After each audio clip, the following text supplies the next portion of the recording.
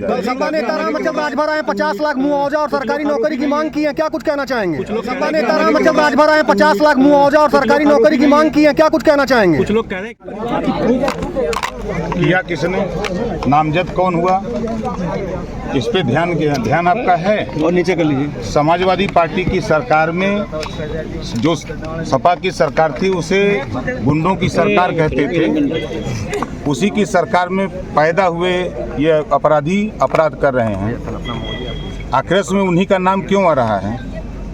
कहीं भी घटनाएं हो रही हैं, अब देवरिया को उठा के देखिए, उसी का नाम आया। यहाँ की घटना में दोनों बार के FIR उठा के पढ़िए, क्यों आ रहा है? तो जो वर्तमान सरकार माननीय योगी आदित्यनाथ जी की सरकार है, वो कानून का राज कायम करने के लिए पूरी ताकत लगाए। जनता को राहत है और जनता विश्वास कर रही है, क्योंकि पूरे देश में कहीं दंगे नहीं हो रहे हैं, कहीं कर्फ्यू नहीं हो लगे हैं और पूरे जो गरीबों के विकास की योजनाएं हैं वो गरीबों तक पहुंच रही हैं।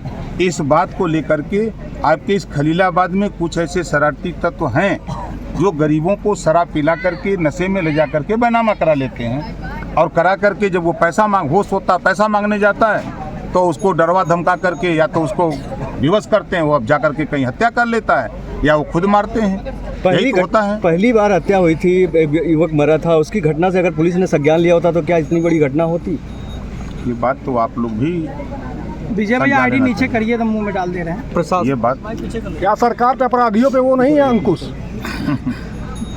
मंत्री जी फर्रुखाबाद में आपके ही जिले के जिलाध्यक्ष गए थे थाने पे, गमछा उतरवा दिया गया था वहाँ पे, क्या कहना चाहिए? और अब योगी जी की कानून व्यवस्था की तारीफ जिला अध्यक्ष का बयान है। अभी ऐसी कोई जानकारी नहीं। फर्रुखाबाद में कौन जिला अध्यक्ष है मुझे ये भी नहीं जानता। क्या भाजपा कार्यकर्ता की हत्या हुई है सर? क्या लाइन ऑर्डर अगर फेल होता तो अपराधी चारों, अभी FIR हुआ, चारों अपराधी जेल में गए, एक की पुलिस तफ्तीश कर रही है, जल्द ही वो भी जेल में जाए। सपा नेता रामचंद्र राजभर आए 50 लाख मुआवजा और सरकारी नौकरी की मांग की है, क्या कुछ कहना चाहेंगे? कुछ लोग कह रहे हैं कि चर्चा है कि जो है राजनीतिक द्वेषवश ये सब किया जा रहा है, क्या कहना चाहिए? अब देखिए, जो घटना पहले इसकी हुई, जो व्यक्ति की जमीन लिखवा ली गई, वो जब पैसा मांगने गया तो नहीं मिला तो जाकर के टीन पे अपनी खुद जान दे दिया। उस केस को पैरवी करने के लिए नंदिनी जी पैरवी कर रही थी, तो उनको बार बार धमकी भी मिल रही थी कि आप उस केस में पैरवी न करो। तो ये कहीं न कहीं जांच का विषय है और इस जांच के लिए, पूरी घटना की जांच के लिए आप देख रहे हैं, कह रहे हैं कि पूरा प्रशासन फेल है। यहीं आपके SP लगे हुए हैं, CO लगे हुए हैं, DM लगे हुए हैं, IG लगे हुए हैं, प्रमुख सचिव गृह लगे हुए हैं, हम पूरी सरकार लगी हुई है। कहाँ हम लोग फेल हैं? कोई निजी मामला तो नहीं इसमें स्वार्थ अपना साध रहा है? मंत्री जी, कैसे आप कह सकते हैं कि वो समाजवादी पार्टी के गुंडे हैं? क्या नाम है?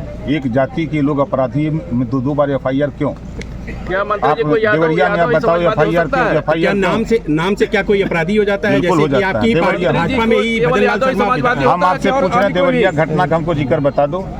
वहाँ ब्राह्मणों की हत्या हुई, किसने किया? आप बताओ। अगर जबान में छेद है तो बोलो कौन किया? यही हत्या हुई तो किसने किया, किसने करवाया? सुनो भाई, आप कोई निजी मामला हम आपसे पूछ रहे किसने करवाया, बताओ आप। कोई निजी मामला तो नहीं अपना स्वार्थ साध रहा है? नहीं, देखिए, मैं फिर कह रहा हूँ, समाजवादी पार्टी की सरकार में सहमिला और गुंडे पैदा हुए, अपराध करने लगे, जिससे पूरे प्रदेश में हाहाकार मचा हुआ था। आपका कहने का मतलब यादव लोग गुंडे हैं? मैं ये नहीं कह रहा हूँ, आप कह रहे हैं। क्या लगता है कि कहीं जाति से द्वंद्व क्यों हो रहा है? योगी मंत्री जी, आपकी भाषा तो यादव पे ही नहीं, आप तो हत्या हुई है सर, ये तो आप बता रहे हो। FIR आमने सामने क्यों हो रहा है? चलिए,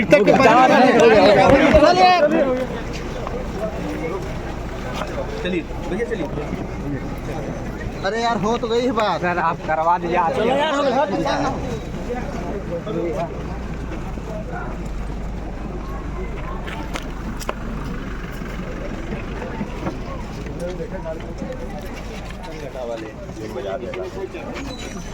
जितने भी हमारे पत्रकार बंधु हैं, किसी पत्रकार बंधु ने इस विषय पर नहीं चर्चा किया कि पीड़ित परिवार को क्या मुआवजा दिया जा रहा है, क्या सरकार की तरफ से आश्वासन मिल रहा है।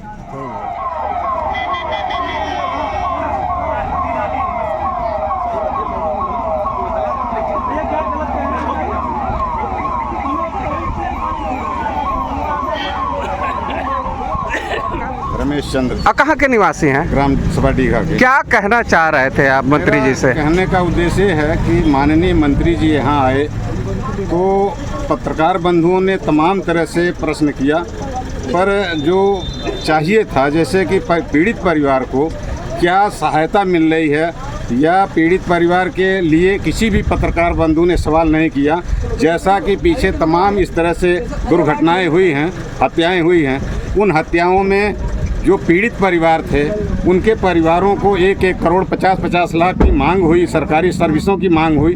हमारे यहाँ किसी भी पत्रकार बंधु ने इस तरह का कोई सरकार के सामने या मंत्री जी के सामने ऐसा सवाल नहीं उठाया कि जिससे पूर्ण रूप से आश्वासन मिले कि पीड़ित परिवार को जो है किस मुआवजा प्रोवाइड कराया जाए, ताकि फ्यूचर में जो छोटे बच्चे हैं, अभी जो पीड़ित पर जो जिसकी हत्या हुई है उसकी ननद की शादी पड़ी है, उस विशेष पर भी कोई बात ऐसी कोई चर्चा नहीं हुई जिससे ये पीड़ित परिवार अपनी बच्ची की सही तरह से विवाह करे, जो परिणय सूत्र में बन पाए।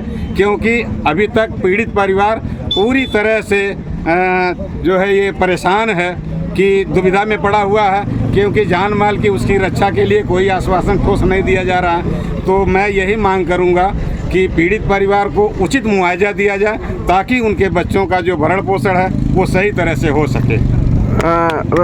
मंत्री जी से तो ये सवाल हुआ था कि अभी एक राजनीतिक लोग आए थे 75,000 रुपये नगद और 50 लाख रुपए की मांग और एक नौकरी की मांग कर रहे थे, तो मंत्री जी कहीं ना कहीं इस बात से भागे हैं। क्या कहना चाहते हैं? जी, मैं तो मंत्री जी से मैं आपके माध्यम से ये कहना चाहूँगा कि ये आवाज़ सरकार तक पहुँचे और माननीय मंत्री जी तक पहुँचे कि इस पर विशेष रूप से चर्चा की जाए और विधिवत इस पर विचार किया जाए और पीड़ित परिवार को जो सहायता उपलब्ध कराई जाए।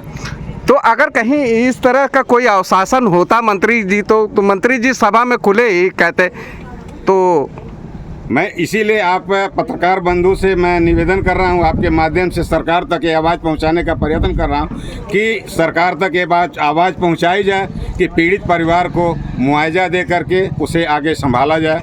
जो छोटा बच्चा है या और जो बच्चे उसके साथ में हैं, आप चूँकि जो पीड़ित जो जिसकी हत्या हुई है, निर्मम हत्या हुई है, उसकी सास भी विधवा है, तो ऐसी स्थिति में उसकी विशेष रूप से सहायता की जाए। मंत्री जी ने किसी आर्थिक सहायता पर बात न करके विपक्षी पे ही निशाना साधते रहे। इसीलिए आपके माध्यम से ये दोबारा निवेदन करना चाह रहे हैं कि मंत्री जी के कानों तक ये आवाज़ जाए और मंत्री जी इस पर पुनर्विचार करें।